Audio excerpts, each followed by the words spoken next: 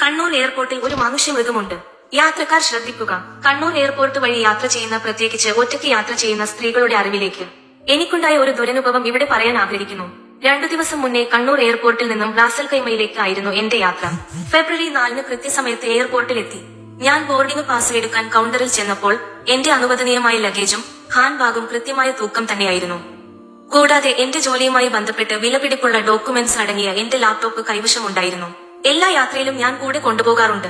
എന്നാൽ പതിവിന് വിപരീതമായി കൗണ്ടറിൽ നിന്ന് അഖിൽ റാം എന്ന നെയിം ബോർഡ് വെച്ച കൗണ്ടർ സ്റ്റാഫ് ലാപ്ടോപ്പ് കൊണ്ടുപോകാൻ പറ്റില്ല എന്നും അതിന്റെ തൂക്കം അനുസരിച്ച് ഡ്യൂട്ടി അടക്കണം എന്നും പറഞ്ഞു.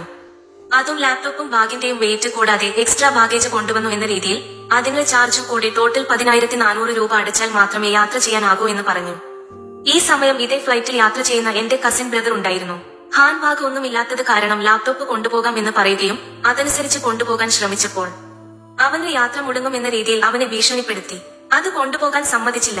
ഇത്രയും പണം കയ്യിലില്ലാതിരുന്നാൽ എന്തു ചെയ്യും എന്ന രീതിയിൽ ഞാൻ ആകെ വിഷമിച്ച അവസ്ഥയിൽ നിന്നിട്ട് അയാളോട് പരമാവധി റിക്വസ്റ്റ് ചെയ്തെങ്കിലും യാതൊരു ദാക്ഷിണ്യവും ഒരു സ്ത്രീ എന്ന നിലയിൽ കൂടി പരിഗണിച്ചില്ല.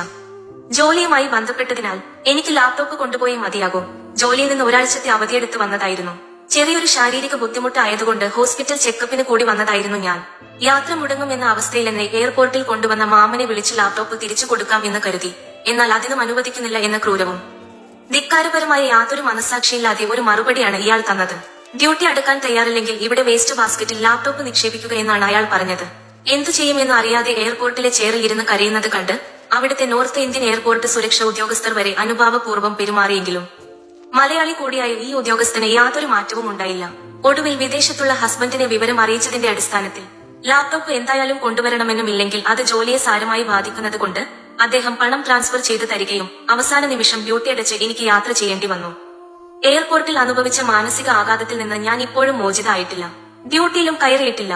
അതുകൊണ്ട് പൊതുവെ ദുർബല, അതിന്റെ കൂടെ ഗർഭിണി എന്ന് പറഞ്ഞ രീതിയിൽ പോകുന്ന കണ്ണൂർ എയർപോർട്ടിനെ നശിപ്പിക്കാൻ ഇത്തരം ആളുകൾ അവിടെ ജോലി ചെയ്യുന്നു എന്നതും എയർപോർട്ടുമായി ബന്ധപ്പെട്ട അധികാരികൾ ശ്രദ്ധിക്കുക. കൂടാതെ ഒറ്റയ്ക്ക് യാത്ര ചെയ്യുന്ന സ്ത്രീകൾ പ്രത്യേകം ശ്രദ്ധിക്കുക. ഫാമിലികൾ ശ്രദ്ധിക്കുക. ഇവന്റെ മനസ്സിലുള്ള ദുരുദ്ദേശം എന്താണെന്ന് മനസ്സിലാകുന്നില്ല. എന്തായാലും ഇതുമായി ബന്ധപ്പെട്ട് കണ്ണൂർ എയർപോർട്ട് അതോറിറ്റിക്കും എയർ ഇന്ത്യ എക്സ്പ്രസ് മാനേജ്മെന്റിനും ഞാൻ പരാതി അയച്ചിട്ടുണ്ട്. അവരുടെ മറുപടിക്ക് ശേഷം തുടർ നടപടികൾ ആലോചിക്കുന്നു. ഒരിക്കൽ കൂടി പറയുന്നു, ഇത്തരം ഉദ്യോഗസ്ഥർ കണ്ണൂർ എയർപോർട്ടിൽ ഉണ്ട്. അതുകൊണ്ട് എല്ലാവരും ശ്രദ്ധിക്കുക.